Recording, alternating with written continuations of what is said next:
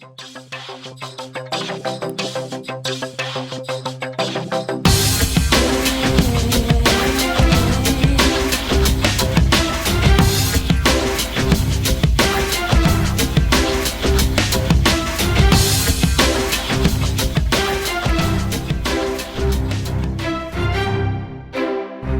to the Career Matters podcast. I am your host, Nisar Ahmed, and this is episode 21 of the Career Matters podcast. And this episode is part of the Expert Series. And for today's Expert Series episode, I'm interviewing Jacob Scher from JobMob. Hey, Jacob, welcome to the podcast. Thanks for having me, Nisar. Jacob, personally, I have been on your website for the last few years. I've read some of your articles, but I think for the benefit of the audience, it'll be good to hear a little bit about yourself and also a little bit about the company, JobMob. Sure. So the website is JobMob, JobMob.co.il.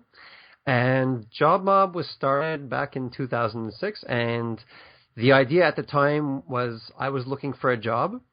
I was actually living in France, in Paris at the time, and I was moving back to Israel, where I currently am right now, and I wanted to learn about blogging. I have a technical background. I am a computer science graduate from McGill University in Montreal, Canada, and I had been working in high tech as a manager of web developers for a few years.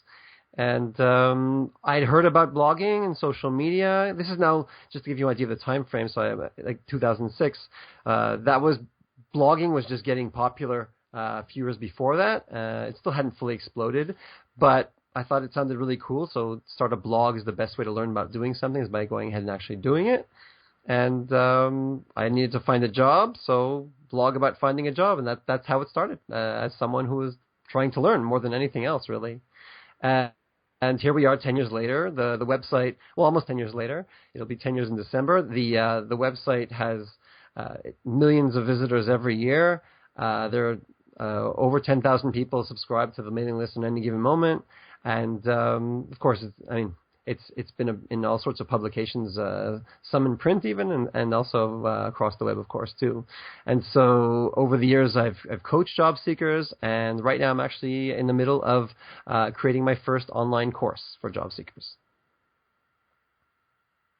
Well, Jacob, a couple of things when you're saying during your introduction. First of all, 10 years is a huge milestone, right? And you mentioned about blogging. I do, for Career Matters, I have a similar story. I started because I was curious. I wanted to get it started. Yeah. And you never know. But 10 years is an amazing feat.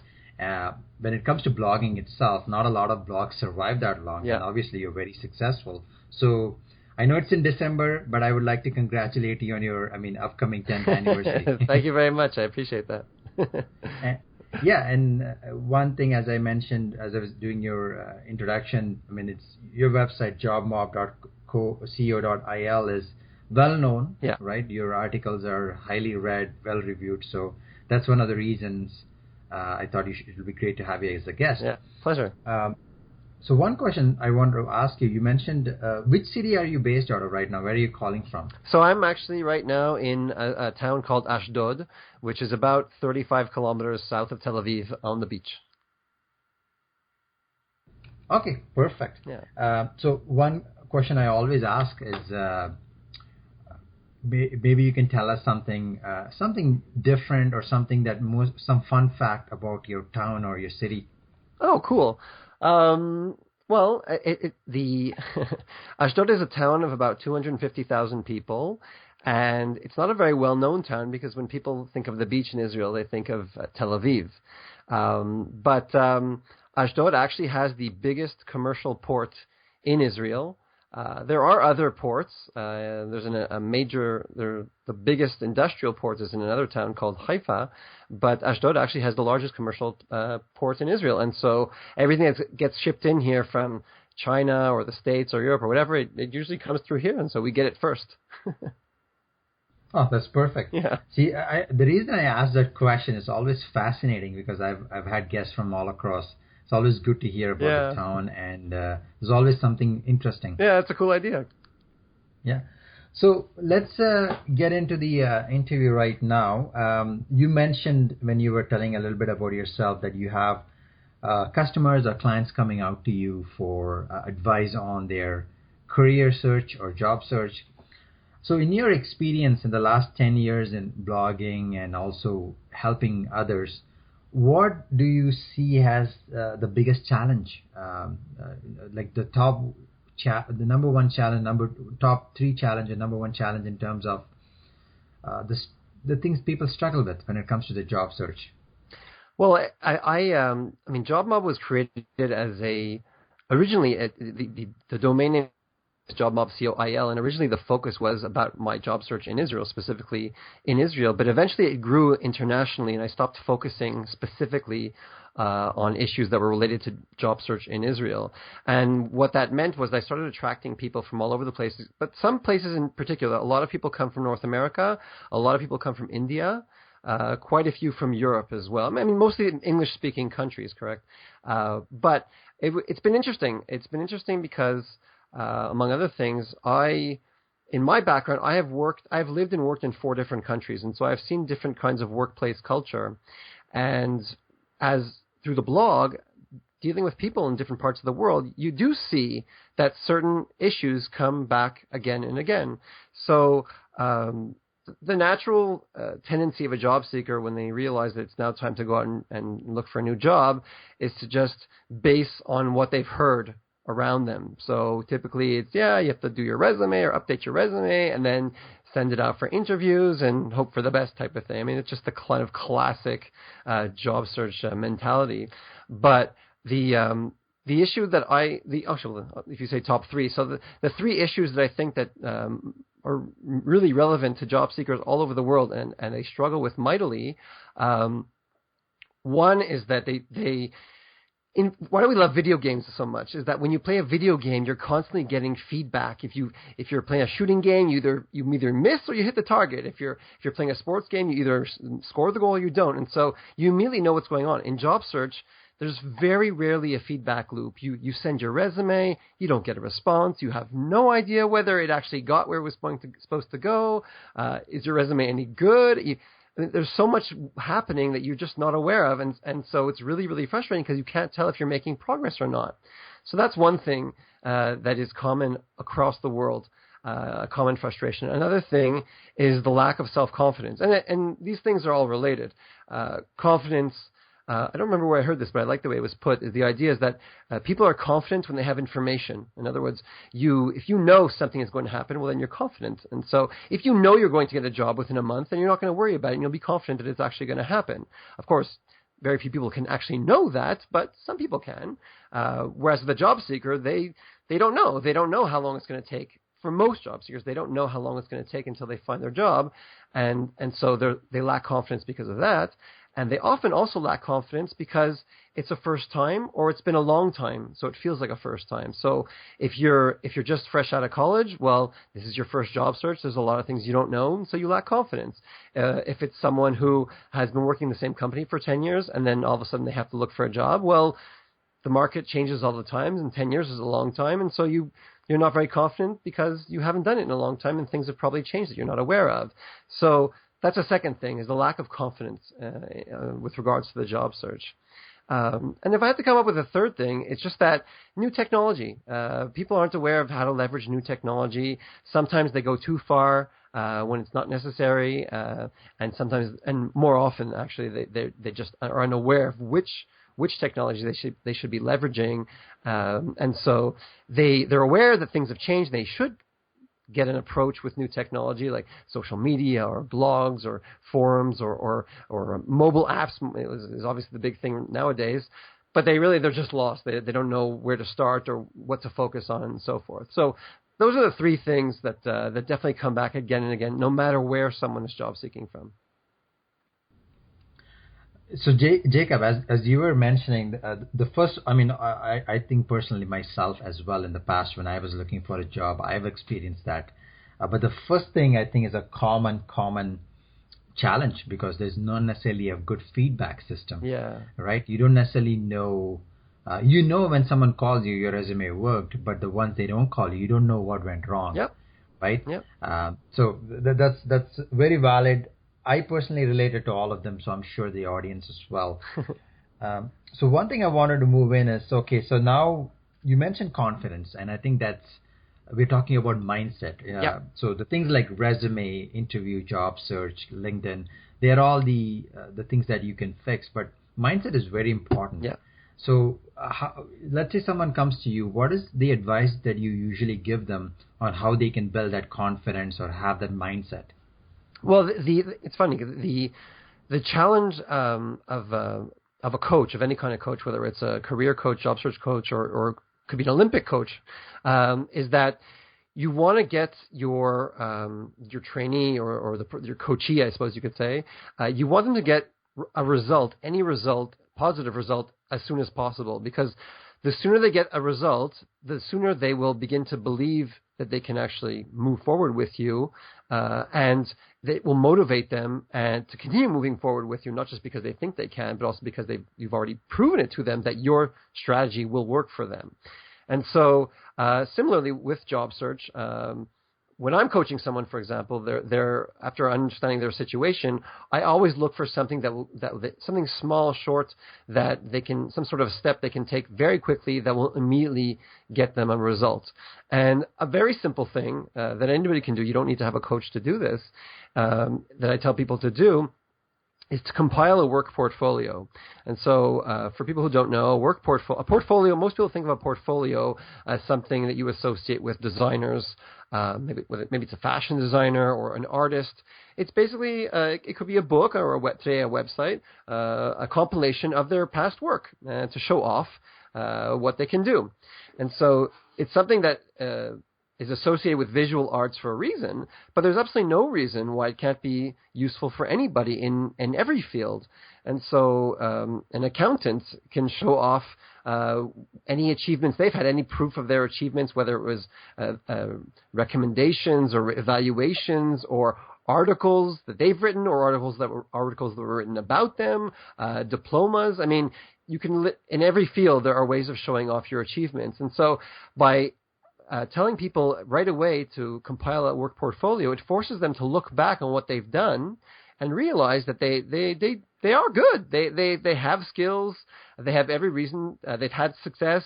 It could be in school. It could be at work, depending on how long the career is. But the point is to get them to reflect on what they've already accomplished and build confidence back up again because they have accomplished things already. And so that's a first step that also makes sense because you're going to need that information in your interviews, and you're going to need that information in your resume, and you're going to need that information when you're networking, you're talking to people about yourself. So it's important to refresh your memory about what you can do. And so it's a simple thing that anybody can do at any given moment, but the earlier you do it in your job search, the better. And again, you don't need to have someone looking over your shoulder to do it. You can just go ahead and do that right now and use that moving forward in your job search, no matter how far along you are in your job search.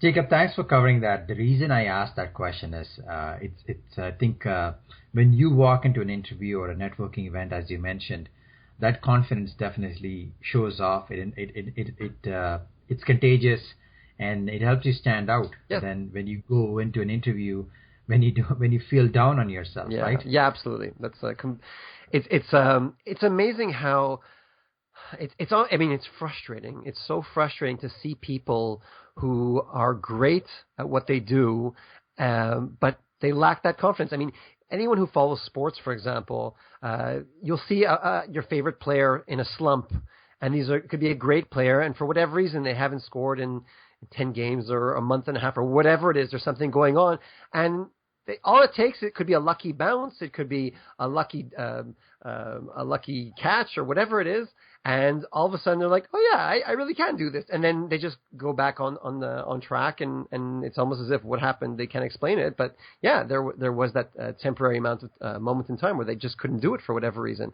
And so I mean, how often, and this is frustrating for HR people and recruiters as well, to see people come in with good resumes but lack confidence, and they don't interview well, and it's really, really hard for a recruiter or an HR person to justify continuing the recruitment process with someone who lacks confidence, even if they seem to be great, even if on paper they look great.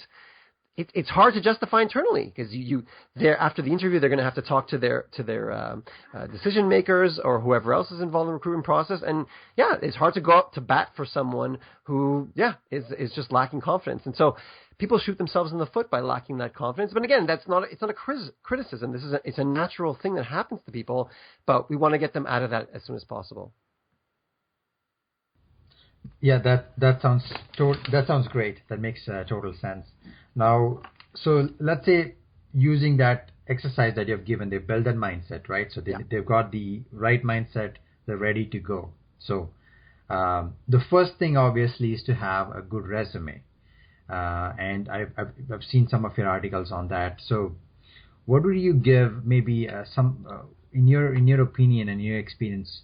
What are some good tips for preparing a good resume to help you land that first call or interview with your prospective employer? Right. Well, one thing that's definitely worth mentioning is that a resume is a marketing document. And so it's trying to create an impression about you. And the goal of a resume is to get you interview invites. That's it. It's not supposed to get you job offers. That comes later. The whole point of the resume is to get invitations to interviews. If it does that, then it worked. If it didn't do that, it doesn't mean that it didn't work. It might not have worked, but again, this goes back to what we were talking about earlier with the feedback loop. It might not have worked, or it might have worked, but something else prevented you from getting the interview invite. However, if you do get the invite, then it definitely worked. And so you want to create a document that markets you correctly. And one of the classic things that we say about resumes is that you should tailor it to every job that you apply for.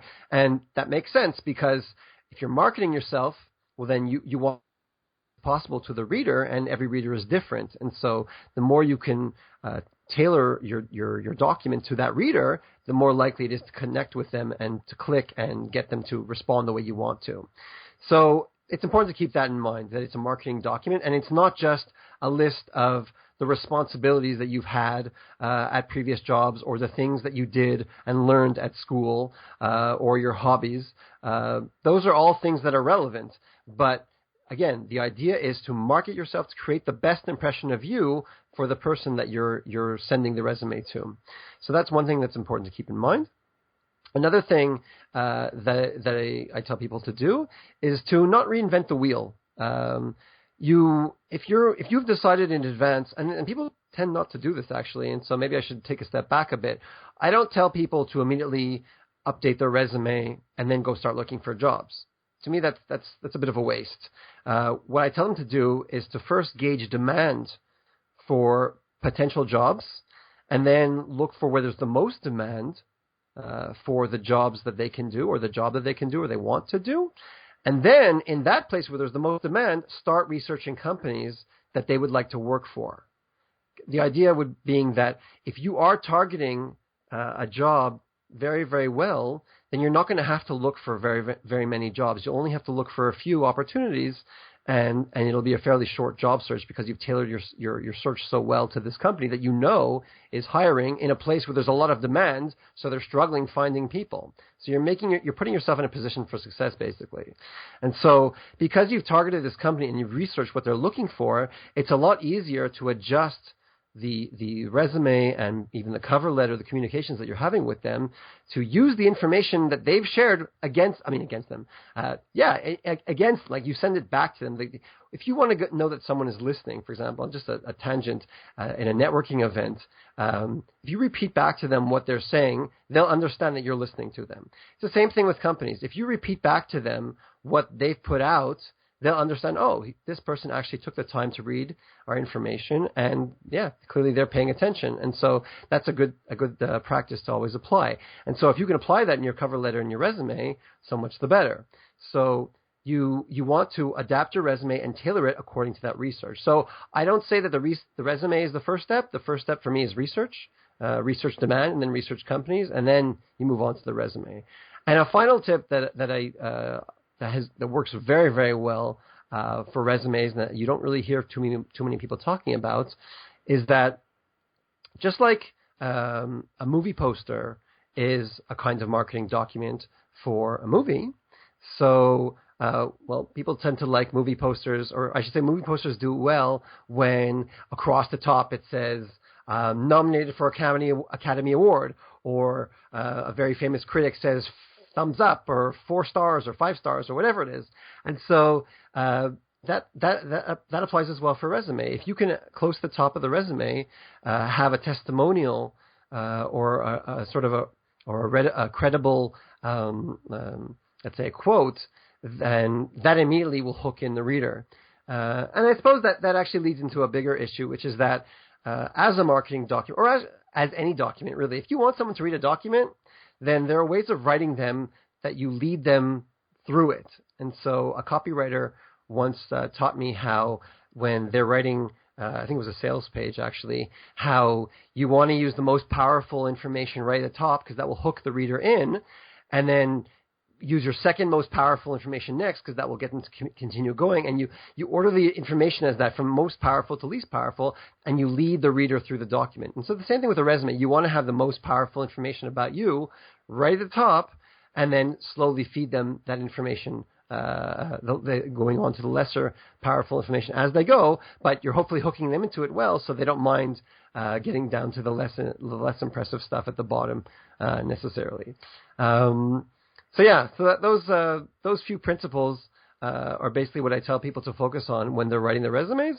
And I can keep going on and on, but already if you can follow those ideas and making it a powerful marketing document, then you'll be in a good place.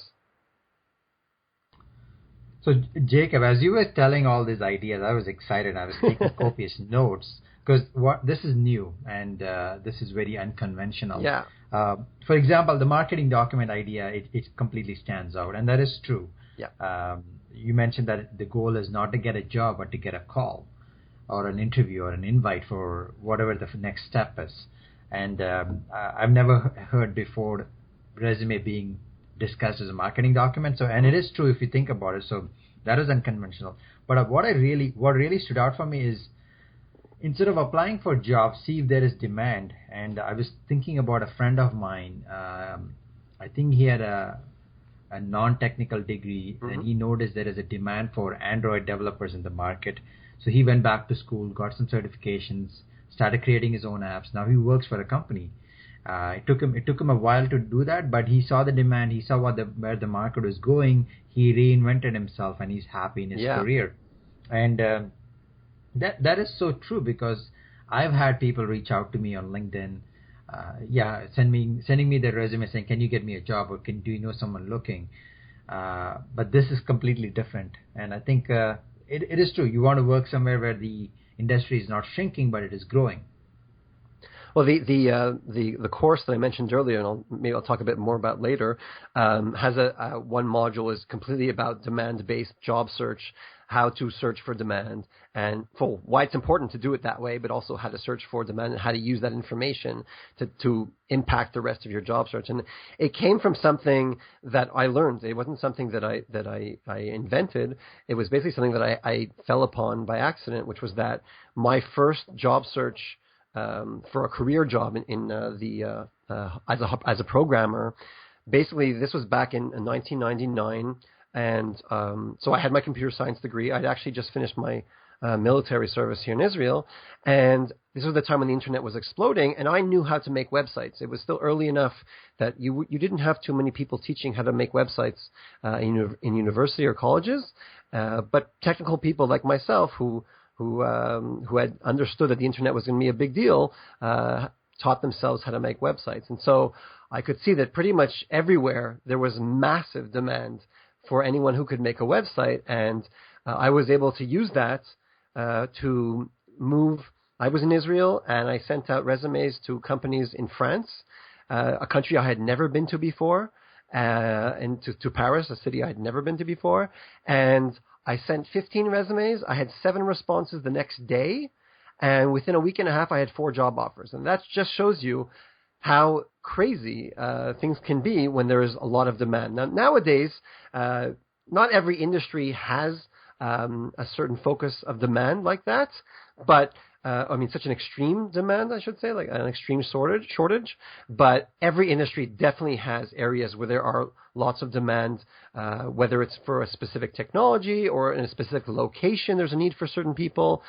that's up to each person to figure out in their industry where there's the most demand. But yes, it's definitely something that people should take advantage of, and it makes your job search much, much easier. It also means that because companies are so desperate to hire someone, they're willing to overlook imperfection or perceived imperfection, and it also means that they're willing to pay more because they think that because they know that it's so hard to find people, and so pay more in the sense that you can get better compensation, not necessarily a higher salary, but better compensation, and they'll be more flexible regarding your needs to bring you on board because they're so desperate. So yes, when a job search focuses on demand, it really is taking things to another level. Yeah, that sounds perfect. Thanks for sharing your story, because I always like to hear the stories, and that keeps me excited. So yeah. That's awesome. So now, one thing I wanted to ask is, now resume or CVs in some countries, they call it curriculum vitae. Yes. Have been around for many years, Yep. so that has not changed. Nope. But what has changed, and maybe you can shed some light on this, is there has been a lot of new technology that has added a few extra steps, or maybe even made it simple. I don't know maybe you can explain better. How has new technology such as LinkedIn or social media changed than traditional job search maybe a few years ago? Well, it's important to distinguish between two things. So social media has revolutionized job search in a number of ways, but specifically regarding resumes, it hasn't revolutionized resumes. I mean, most resumes today still have a very similar format to the ones they had 10, 20 years ago. If there is any tie into social media, it's because someone included their LinkedIn profile, or they mention where they are elsewhere on social media. The biggest change in resumes that I've seen in the past 10 years since I started JobMob, it's actually something, I don't know when it started. I can't say that for a fact, but I think that I was one of the first, if not the first, to point it out when I did a blog post in 2007 or 2008. I think it was in 2008, the spring of 2008, called 36 Beautiful Resume Ideas That Work. And the point of that post, which was ultimately by far my most popular blog post, was to show that there were mainly designers, but not only designers, but mainly graphic designers who were using their resume as a way to show off their graphic design skills. So yes, it was the classic format in the sense, or I should say the classic reverse chronological format, where you present your experience, the companies you worked for in reversed chronological order, your skills and so forth. But beyond just a standard Word template, they were using color usually color. Sometimes it's still in black and white, but using color and imagery in creative ways to really show that this resume was a representation of their work, basically a demo of what they could do, in addition to also being a resume. So I thought that was super cool when I first discovered that, and that led me to create that article. And that article, like I said, it has become by far the most popular article on JobMob, with millions and millions of views and over 1 million shares since then.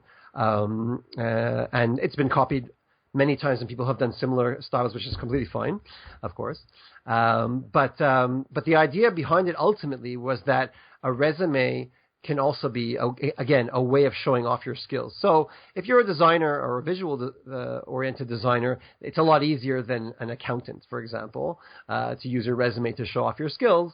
But it is something that for certain people it is worth considering. And so that to me has been and it's also worth saying that it's not necessarily applicable for everybody. The accountant is one example. Other people as well, you want to keep an eye on what kinds of resumes are working in your industry, and if you're going to deviate from that seriously, then you want to be careful about that. So a creative resume might not be a good fit for everybody, but it's something worth looking at, that's for sure. Now, with regards to social media specifically, I say it's revolutionized job search because it really has. It has changed job search fundamentally. On the one hand, social media has allowed people to promote themselves both passively and actively even while they're working at a company. It used to be that you were working a job, and if anyone got a whiff that you were considering going elsewhere, then you could be fired or be put on the short leash for getting fired because they were wondering about you. And understandably, employers don't like the idea of people they're investing in walking out the door at any given moment. They want to be able to count on you as long as they want to be able to count on you. And so one of the great things about LinkedIn specifically is that although it's not a resume per se because you can't tailor it, but it's a CV. It does give a detail of what you've accomplished in your work history, and that's always out there. It's always out there at any given moment. It's being searched for and found by recruiters, by potential companies that want to hire you, and regardless of whether you're looking for a job or not. And so that's something that did not exist in the past before social media was present, at least not in such a easily accessible level. There are other ways of branding yourself, but this is something that really anybody can set up in a few minutes, import their most recent resume, and boom, they're open for business in that sense. And it's now gotten to the point where an employer will expect you to be on LinkedIn. So it's almost as they're not expecting you to job search, but this is one step away from that, basically. So they understand and want you to be putting yourself out there for everything that entails. So this is really a completely different mindset than what used to be before social media came around. And that's one thing. Another thing I mentioned earlier about using demands. And so there were different ways of measuring demand in the past, such as looking for the classified, the job listings or the classifieds to see what kinds of things are being looked for. But with social media, you can do much better than that. You can actually follow companies on social media, see how they're interacting with people, see what kinds of information they're putting out there, to learn about them, to learn about who works there, to get in touch with people who work there, to talk to people who work there and who used to work there, to learn about companies, whether it's a place that so many people apply to companies, get the job, and then discover they don't even want to work there. They don't like that place. Why do that to yourself? So nowadays, if you do your company research up front, you can learn in advance if it's even a company that you'd want to work for before applying there. Again, you put yourself in a position of success, but also put yourself in a position where you'll have long-term success. You continue succeeding after you're there because you're pretty sure that you will enjoy working there after you get the job. So this is also something that with social media, it's so much easier than it used to be. Those are two pretty big things, two pretty big changes that social media has allowed, and of course the fact that it's at the heart of it all. It's a communication platform that goes in both directions. It allows this dialogue to take place, whereas in the past you had to wait until the interview before you could actually talk to the companies. So now you can actually start talking to companies way earlier, and hopefully, if you're doing a good job portraying yourself online regarding your job search, at least, or your expertise, I should say, then you will hopefully attract companies towards you and have them just offer you flat out jobs without you actually having to look for them, which is the ultimate goal. And that really is what I try to teach people. The ultimate goal of job search is to not have to do it, is to attract jobs to you, job offers. And that's always a good position to be in when you are being sought out rather than you seeking a job. And why put yourself through the stress of preparing a resume and applying when, it is important. I'm not discounting that. When in the other case, they reach out to you and they offer you a job. That's like a dream, right? Well, ultimately, if you can make your resume an afterthought, then that means you're doing something right. There are companies that just want to have a resume of yours to put on file, but they know they want you, and that's why they reached out to you, and that's why they're willing to be flexible to do what they can to get you on board. If you can pull them to you and be sought out instead of having to actively search, you'll definitely be in a much better position. No question about it. That's great. Thanks. So now, Jacob, what has happened is someone has prepared the resume. They have also created a good personal brand for themselves on social media. So, of course, the end goal, as you said, is to get an invite, to get an interview. So this is the fun part. And at the same time, this is also equally stressful for many candidates. Actually, it's also stressful for the hiring managers because it's not something it's not a skill that they acquire or learn. It is something they have to do to fill the position. So this is the fun part. So during the interview process, what would be your recommendations to someone to improve their chances? Well, if you haven't, and again, what I said earlier about doing your company research as early as possible, that's something that most people don't know to do. And so they haven't done it at this point. So at the very least, before you go into an interview for a company, research the company. Know who you're talking to, know who you'll be talking about, know what they're interested in specifically, know what's happening at that company. Be prepared in terms of the company. If you can be prepared in terms of the person that you'll be talking with or the people that will be interviewing you, then do that as well. But it's not at all obvious to know in advance who's going to be interviewing you. Sometimes they'll tell you, but often that's hard information to get. Know everything you can about the position you're applying for, and prepare yourself to talk about that. So, in other words, they're going to ask you questions. They're going to ask you about things that are on your resume. Again, your resume is a marketing document. It shouldn't be your life history. It should appeal and pull people in to get that invite, but it shouldn't tell the entire story, because if it's a 10-page resume giving every single detail about you, they have no reason to interview you. You've already given them all the information. And so, if anything, the ideal resume will tempt the potential interviewer, and so it will say to them, yeah, this guy or this girl, she seems pretty cool. I really should give them a call. And so then they get you in the room. They're like, okay, on your resume it says something absolutely crazy. You have to tell me what this means. And that's a great situation to be in. I mean, you want them to be almost desperate to see you, I mean, ideally, yes, you do want them to be desperate to see you. So yes, so you want to prepare things in advance by, again, doing your research and hopefully have tailored your resume correctly. Now, there are other things that I think most people do understand, is that you should practice, especially if you're not comfortable in interviews. Not everybody, and it's not at all a basic talent that people have innately. It's not at all. Most people don't interview well. There's a lot of things at stake. There's a lot of stress involved, as you mentioned, on both sides of the table.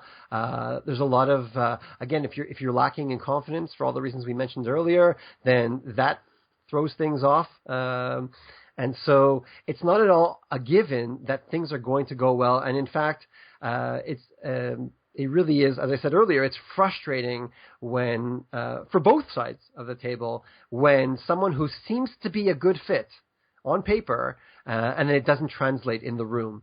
And again, recruiters know that you're under stress, and they know that you might be nervous and all that, and they know that that's not the way it is in the day-to-day workspace. And so they know better than you do that this way of searching for candidates is not ideal, and testing candidates this way, it's not ideal. I actually tell companies and job seekers that you would rather try to get some sort of an audition, because then you can actually integrate in the work environment if it's done properly and show off what you can do in a typical work situation, and both sides get a feel, is this person actually going to fit in the company or not, as opposed to making a decision based on an hour-long discussion where it's so easy to give the wrong impression accidentally.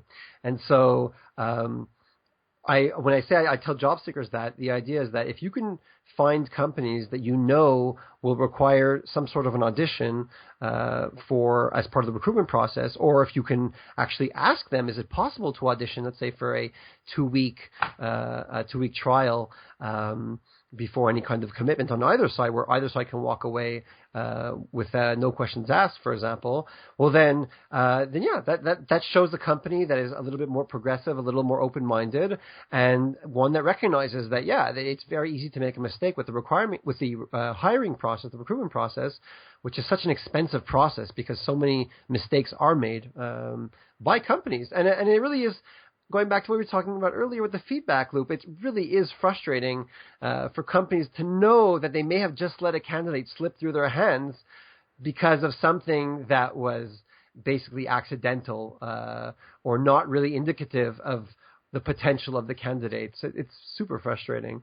They're looking to hire as soon as possible, and you're looking to end your job search as soon as possible. So you really want everything to make that happen.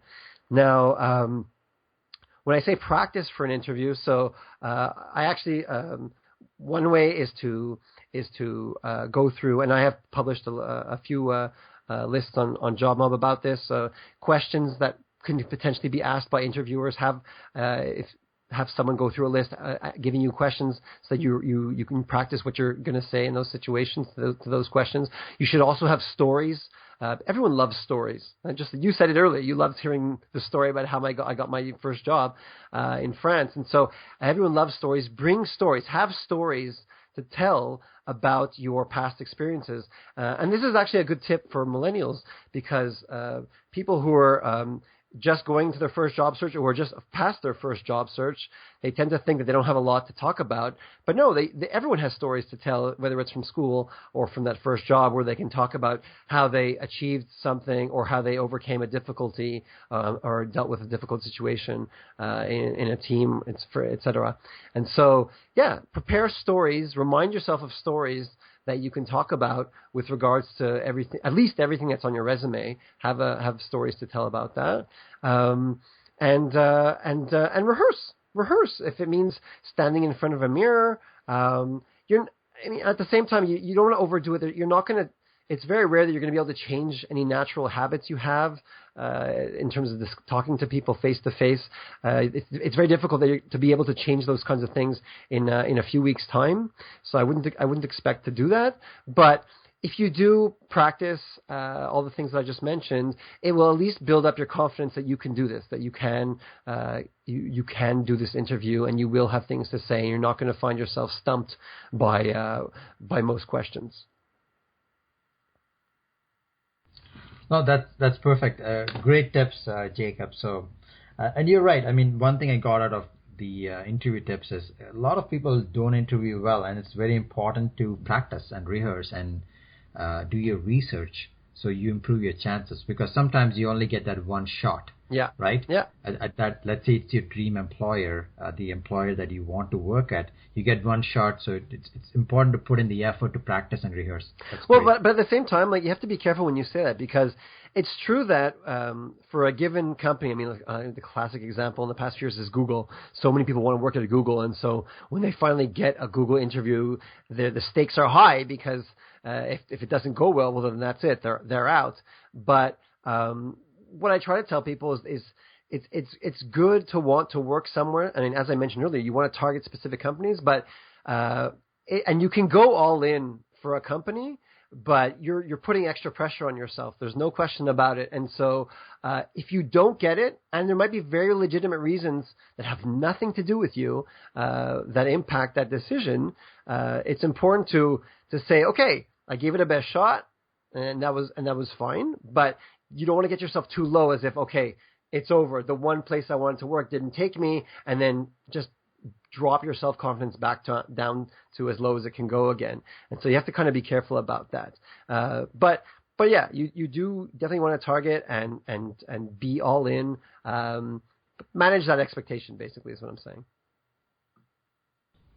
Yeah, that's a good point, right? Because you mentioned Google. Google gets. I read somewhere they get millions of applications a year, and I don't think anybody else gets that much. So it's good not to get discouraged. It is. Your interview. I think someone once told me, your interview with a company doesn't define who you are. It is just part of the journey. Oh, for sure. Right? Yes, absolutely. And you learn from it and move on to the next one, because I mean, I think one of the things you mentioned is hiring process is frustrating for employers, so it is more of a partnership, right? Because they also have the same goal. Yeah. So I think our goal as job seekers is to find that perfect fit between the employer, where what they are looking for and what you're looking for, there's a match. Yeah. No. Right? No. Absolutely. It's really a question of, as we're saying, if you do the research, you will figure out what they're looking for. I mean, the best that you can, and you're more likely to be able to respond to them if you can see from their side of the table what kinds of things they're looking for. Perfect. So towards the end, now we're coming towards the end of the interview, Jacob. So one thing I did want to ask, you mentioned about the course that is coming up. It's focused a lot on demand-based job search.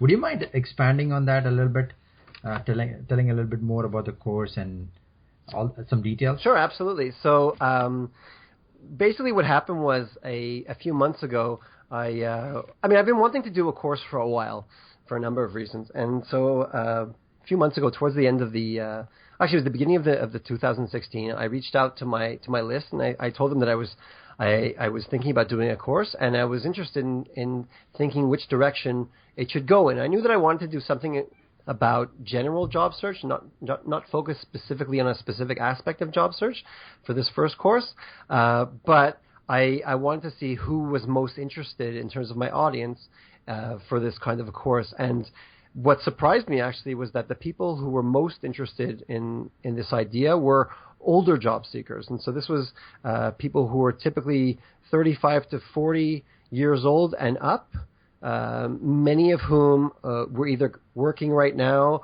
or who had recently ended their jobs, and they were now going on their first job search in a few years, and they didn't know much about social media, and they just they wanted that kind of guidance from an expert. And so we went through a process where I was getting feedback from people on my list, and the course was ultimately called Midlife Job Finders. And this is a 6-module course. It's video-based, where the first module is about the mindset, getting the right mindset, so talking about lack of confidence and building up your confidence and those kinds of things that we mentioned earlier. The second module is demand-based job search, what that is, and how to leverage demand as much as possible to make your job search easier. And then the other modules are, as you can imagine, more classic things about resume building or resume building, the application process, interviewing, and then at the end negotiating with companies your contract or your offers.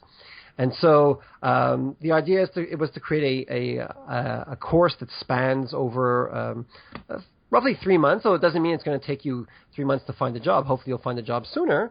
But it's a 3-month time span that the course covers, where people can be actively engaged with me in the course. And they watch the videos. There's homework. There are also calls where they can ask me questions live. They're listened to by everybody, everybody who wants to show up from the course. And so it's something that I'm really excited about.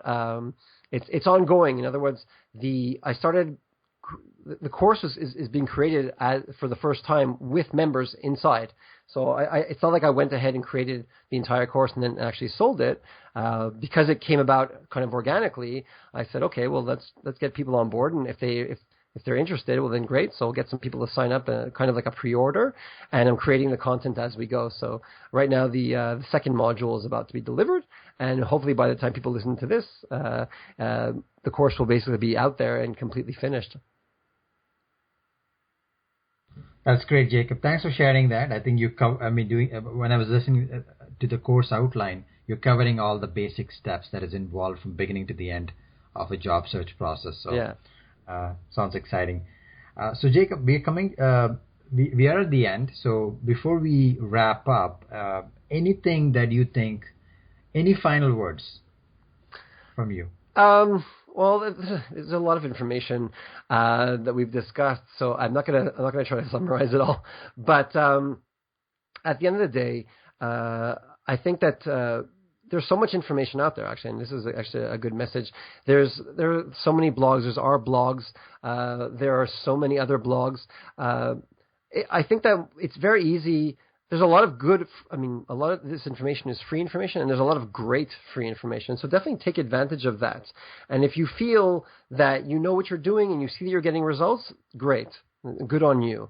However, if you see that things start taking a bit longer and you're starting to wonder what to do next, then you really should seek out help as soon as possible. I think that one of the things I hear from job seekers is again, because they don't know how long they'll be job searching, they're afraid to spend money on their job search. And I think this is a mistake, because it's an investment in yourself. If you, and I'm not just talking about my course, I'm talking about any kind of, it could be resume writing service, it could be some sort of an interview preparation service. There are lots of things that can really help, where you can significantly cut down the amount of time you spend job searching, which means you're going to be making money sooner, which will pay off anything you spent to accelerate your job search. So I think that that's something that job seekers should really take seriously. And go ahead and apply what they learn. It's very easy to get free information that doesn't necessarily apply in your case, but you'll only know if you actually try. And so, but if you do have someone who's guiding you, then you're more likely to get the right information that fits for your case and see results quicker. Yeah, thanks for the great wrap up there, Jacob. That definitely makes sense. Like, leverage the free resources. Get help. I personally have got help in the past. Really helped me. So yeah, and that one engagement or one expert you seek out, that it's common. You can carry that experience to the future job searches as well. So yeah. Thanks for that. So Jacob, thanks for joining all the way from Israel. Great information. I was taking a lot of notes, learned a lot. I'm sure the listeners would have and will enjoy this as well. So I appreciate your time. I appreciate sharing your wisdom. Thank you very much, Nisar. It was a pleasure to talk to you. I hope that people visit careermetis.com more and more, and as well come over to jobmob.co.il when they have a chance to. Thanks, Jacob. Thanks, folks, for listening to this episode of the Career Metis podcast. I have written a brief summary of the interview with links to some of the resources that Jacob has mentioned as part of a blog post. If you liked what you heard, feel free to subscribe to the Career Metis podcast on iTunes. Until next time, this is Nisar Ahmed, your host for the Career Metis podcast. Thank you.